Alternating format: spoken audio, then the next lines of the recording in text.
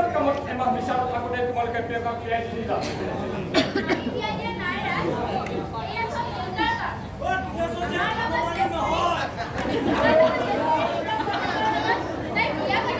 কিন্তু তোমালোকৰ ঘৰত নহ'লে এই সম্ভৱ হয় নেকি? শুনিছোঁ বহুত ঠাই ঠাই বিয়া পাতিছে। বিশ্বাস কৰা নাই, আমি এক পইচাও খৰচ কৰা নাই। বুঢ়াৰ হাতনীয়া বুলি বেংকত যিখিনি আছিলে চব খৰচ কৰি পেলাইছে বিয়াৰ নামত। বহুতৰ পৰাতো ধাৰো লৈছে। ৰাজ, সেইবোৰ চিন্তা এতিয়া বাদ দিয়া। আমি বহুত চেষ্টা কৰিও বুঢ়াৰ মনটো সলনি কৰিব নোৱাৰিলোঁ। মই ইমান সোনকালে পাহৰি যাব নোৱাৰোঁ। ইচ্ছা কৰিলে মই প্ৰিয়ংকাৰ দৰে 10জনী ছোৱালীক কিনি ল'ব পাৰোঁ। কিন্তু প্ৰিয়ংকাক মই মনে মনে বিচাৰিছিলোঁ। তাই মোক ভাগ্য বুলি ভাবিলে নহয়। চাই থকা ধৰিবা, ইহঁতৰ জীৱন মই দুদিনৰ ভিতৰত ঘৰত বৰাদ কৰি দিম। প্ৰীতমৰ লগত মোৰ বহুত টকাৰ লেনদেন আছে। সি মোৰ কুকুৰ কলিজাত কাঢ়িলে গ'ল যেতিয়া তাক মই ৰেহাই নিদিওঁ।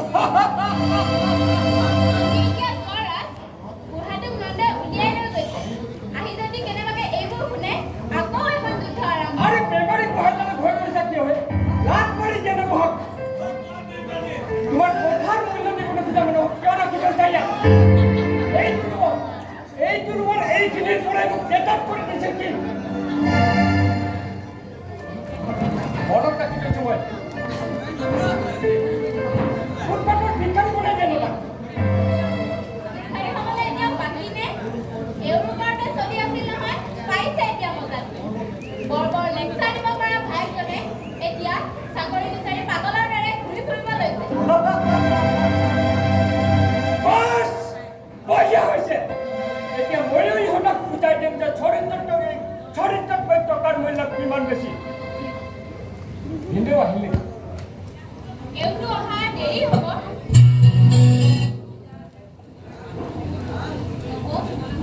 Wow! Welcome! Welcome my darling! এই কপালখন দেখিছে?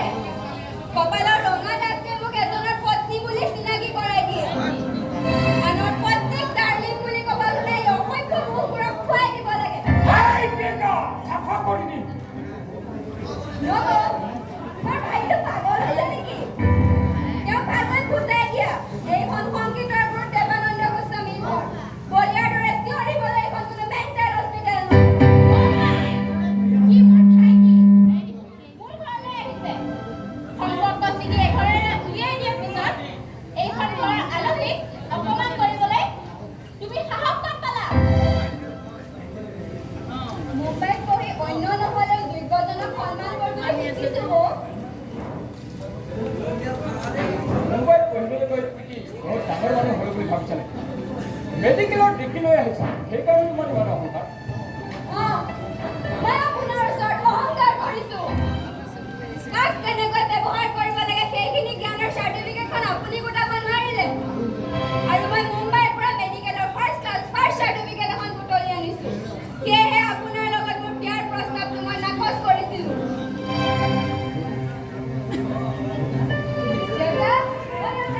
বাবা, মোৰ কেইটামান কথা শুনি কৰি যাওঁ। মানুহ দিবা, তুমি ভিতৰলৈ যাওঁ। যাওঁ বাৰু। মনত ৰাখিবা, তুমি বৰ্তমান এইখন ঘৰৰ আলহীহে। গৃহস্থৰ দৰে অধিকাৰ দেখুৱাই কথা ক'বলৈ গ'লে মই কিন্তু তোমাক গতিয়াই পাহি কৰি ভিতৰৰ পৰা দৰ্জা মাৰি দিবলৈ বাধ্য হ'ম।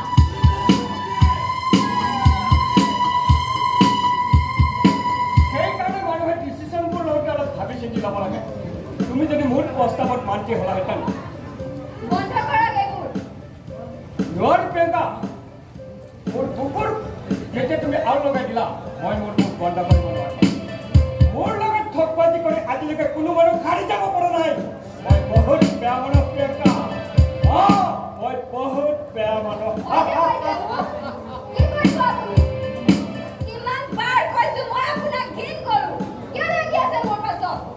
অ'কে, তোমাৰ পিছত মই আৰু নালাগো। এতিয়াৰ পৰা তুমি লাগিবা মোৰ পিছত। কি ক'ব খুজিছা? যিখন কালত তুমি অলপ আগতে থোৱাই দিছিলা সেইখন কাল তোমাৰ মৰমেৰে মচি দিব লাগিব।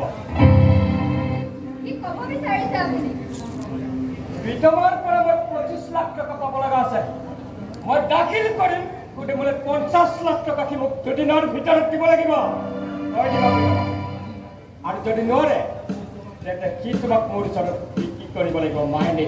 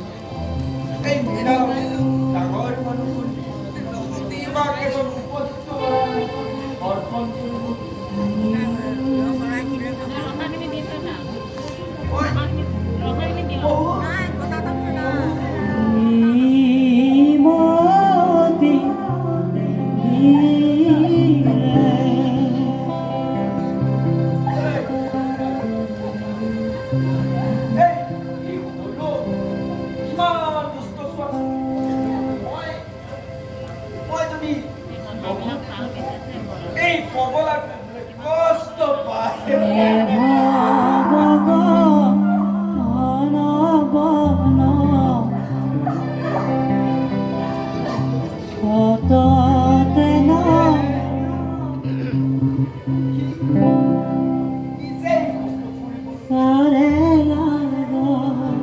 এই ৰাতিপুৱাই ওলাই যাওঁ কোনোবা এটা গেৰেজত লেতেৰা তেল মবিলৰ কাম কৰি সন্ধিয়া কেতিয়াবা লৈ আহে আৰু